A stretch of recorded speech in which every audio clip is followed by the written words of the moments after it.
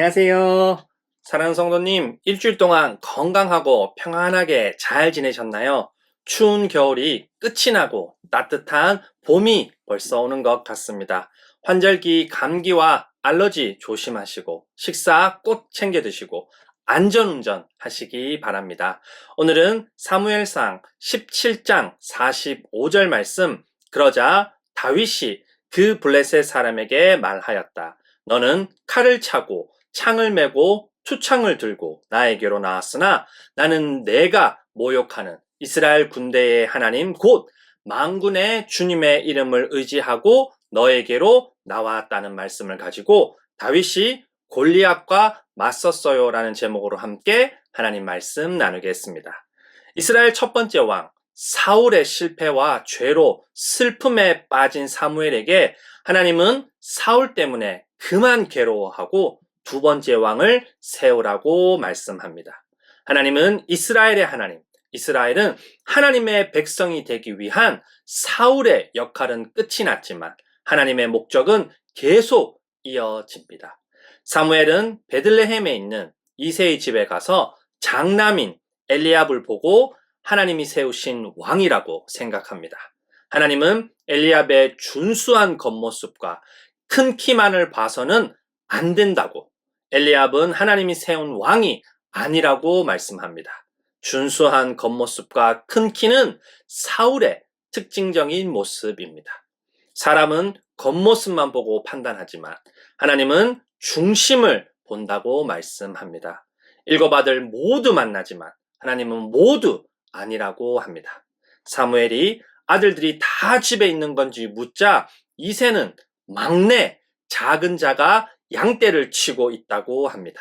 사무엘은 빨리 사람을 보내 데리고 오라고 합니다.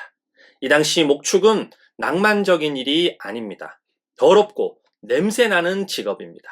가정 내에서 기대를 받는 아들이 농사를 짓거나 관직에 진출하는 것과는 달리 여자나 소년처럼 가정 내에서 기대를 받지 못하는 사람이 목축을 했다고 합니다. 블레셋과 이스라엘이 전쟁할 때 아버지 이새는 전쟁에 참여한 형들에게 도시락을 전해주고 안부를 알아오라는 심부름을 다윗에게 시킵니다. 양떼를 치는 것뿐만 아니라 도시락 심부름 시키는 걸 통해 다윗이 집안에서 어떤 존재인지 저희들은 어렴풋이 알 수 있습니다. 하나님은 그런 다윗에게 기름을 부어 왕으로 세우라고 말씀합니다. 하나님은 사무엘에게 기름을 뿔에 채워 다윗에게 갈 것을 명합니다. 뿔은 사무엘의 어머니 한나의 기름 부음을 받은 자의 뿔을 높이실 것이다는 고백을 떠올리게 합니다. 사울에게 기름 부을 때는 그런 지시가 없는 걸 통해 다윗은 사울과 다른 왕이 될 거라는 걸 보여줍니다. 하나님은 다윗을 왕으로 세워 이스라엘의 하나님이 되고 이스라엘은 하나님의 백성이 되는 목적을 계속 이루어 갑니다. 이런 가운데 블레셋이 또 이스라엘을 공격하기 위해 군인을 모읍니다. 블레셋은 하나님의 언약궤를 자신들의 신인 다곤 곁에 두었다가 다곤 신상이 엎드려져 얼굴이 땅에 닿고 머리와 두 손목이 끊어져 문지방에 있고 몸통만 남은 두려움 때문인지 이스라엘을 직접 공격하지 못합니다. 당시 전쟁에서 포로를 처형할 때 목과 손목을 자르는 관습이 있었다고 합니다. 다곤 신상의 머리와 손목이 잘렸다는 건 다곤 신이 자기 집에서 도망가려고 문지방을 넘을 때 하나님께 잡혀 목과 손목을 잘린 후 몸통만 끌려 들어온 거라고 볼 수 있습니다.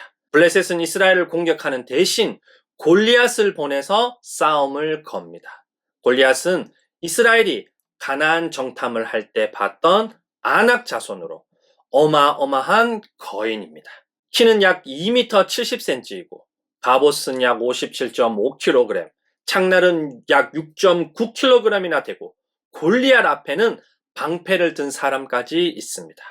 안타깝게도 사울과 이스라엘도 눈에 보이는 거인 골리앗과 그들의 무기를 두려워해 아무도 골리앗과 싸우러 나가지 못합니다. 아직 현실에서는 사울이 이스라엘 왕이지만 하나님께서는 왕으로 세운 다윗이 골리앗과 싸워 이스라엘을 구원해야만 합니다. 다윗은 사울에게 사자나 곰이 달려들어 양을 물어가며 뒤쫓아가서 그 짐승을 쳐 죽이고 양을 구했다고. 그 짐승이 다윗을 공격하면 턱수염을 붙잡고 때려 죽였다고. 할례 받지 않은 블레셋 사람, 하나님의 군대를 모욕하는 골리앗을 그 짐승처럼 만들겠다고 합니다. 사울은 다윗에게 무기와 갑옷을 주지만 무기와 갑옷을 사용해 본 적 없는 다윗은 불편해서 다 벗어버립니다. 눈에 보이는 무기를 의지하는 블레셋, 사울과 이스라엘 백성과는 다른 모습을 다윗은 보여줍니다.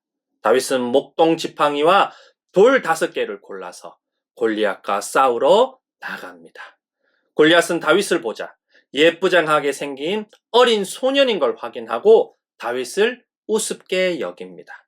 막대기만 들고 싸우러 나온 다윗에게 자신을 개로 여기냐고 블레셋 신들의 이름으로 다윗을 저주합니다.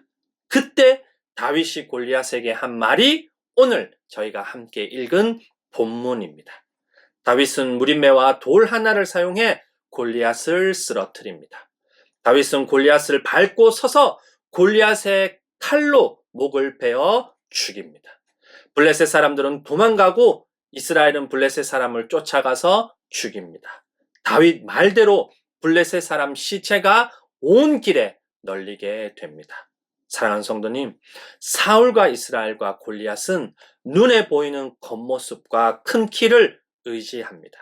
그러나 다윗은 눈에 보이지 않는 이스라엘 군대의 하나님을 의지합니다. 사울과 이스라엘과 골리앗은 눈에 보이는 갑옷을 의지합니다. 그러나 다윗은 눈에 보이지 않는 만군의 주님의 이름을 의지합니다. 사울과 이스라엘과 골리앗은 눈에 보이는 무기를 의지합니다. 그러나 다윗은 전쟁의 승패는 하나님께 있음을 믿고 하나님을 의지합니다. 사울과 이스라엘과 골리앗은 자신의 이름을 위해 싸웁니다. 그러나 다윗은 온 세상이 하나님을 알게 하기 위해 싸웁니다. 저희도 마찬가지입니다. 눈에 보이는 무언가를 의지하는 게 눈에 보이지 않는 하나님을 의지하는 것보다 훨씬 쉽고 편합니다. 그러나 눈에 보이는 것을 의지한 스스로 왕이 되어버린 사울과 이스라엘 그리고 골리앗의 마지막을 보십시오. 자기 자신을 의지한 우상 숭배의 마지막은 비참함 뿐입니다.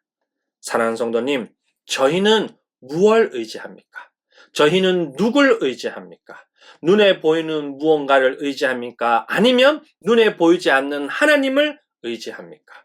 저희가 누구를 의지하느냐에 따라 저희의 마지막은 완전히 달라집니다. 히브리서 12장 2절을 함께 읽어보겠습니다. 믿음의 창시자요 완성자이신 예수를 바라봅시다. 그는 자기 앞에 놓여있는 기쁨을 내다보고서 부끄러움을 마음에 두지 않으시고 십자가를 참으셨습니다. 그리하여 그는 하나님의 보좌 오른쪽에 앉으셨습니다. 하나님이신 예수님은 자신의 지혜와 능력을 의지하지 않습니다. 예수님은 하나님께서 명령하신 것만 말합니다.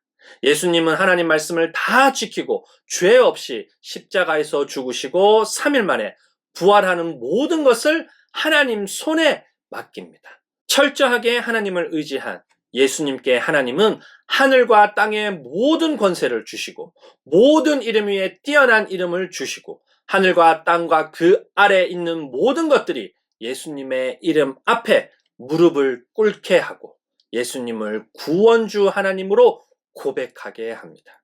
저희를 위해 이 땅에 오시고 이 땅에서 사시고 십자가에서 죽으시고 부활하시고 승천하셔서 다시 오시는 예수님을 의지함으로 하나님은 저희의 하나님, 저희는 하나님의 자녀가 되는 축복을 모두 다 누리는 저희가 되기를 간절히 소원합니다.